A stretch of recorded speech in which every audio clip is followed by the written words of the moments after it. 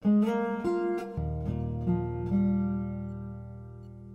former à écrire, et dans le cadre de désir d'écrire, est pour moi une bonne solution quand on a décidé de se jeter à l'eau, de passer le cap, enfin d'y aller, entre guillemets. Pourquoi? D'abord parce que c'est à distance, hein, c'est tout bête, mais c'est à distance. Et en plus quand on veut. Donc non seulement on organise son temps, mais on n'est pas mobilisé à certaines horaires où il y aura un cours, même par internet, hein, un cours. Non, voilà, on s'organise avec les classeurs et le coach pour produire selon le temps qu'on a. Et clairement, si on fait cette formation, souvent, enfin ce qui est mon cas, c'est qu'on a aussi une activité professionnelle et familiale aussi parfois, qui fait que le temps, on le case quand on peut. Hein. On le case quand il y a un moment de creux professionnel ou quand tout le monde dort, enfin bref. Donc c'est vraiment parfait, on s'y met quand on peut, quand on a le temps. Et ça, je trouve que la formule est formidable de ce point de vue-là.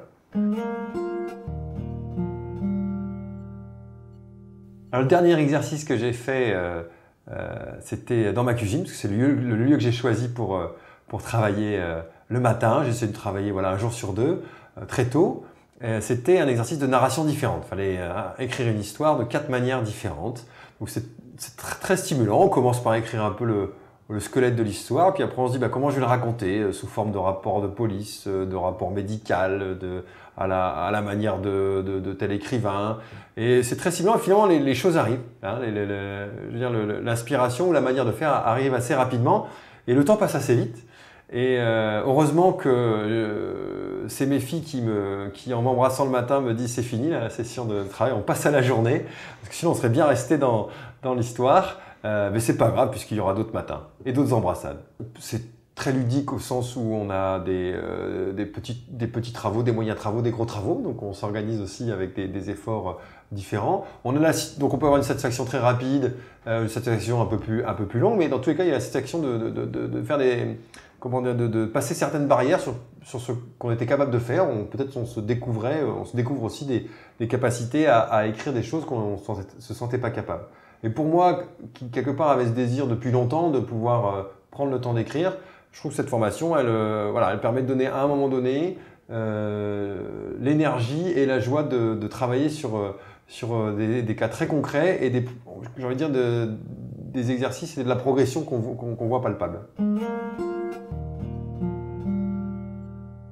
Je pense beaucoup à Max Gallo. Max Gallo qui a une vie extrêmement remplie, hein, qui était député européen, qui est maintenant membre de l'Académie française, qui a tellement de choses dans sa vie, historien, prof.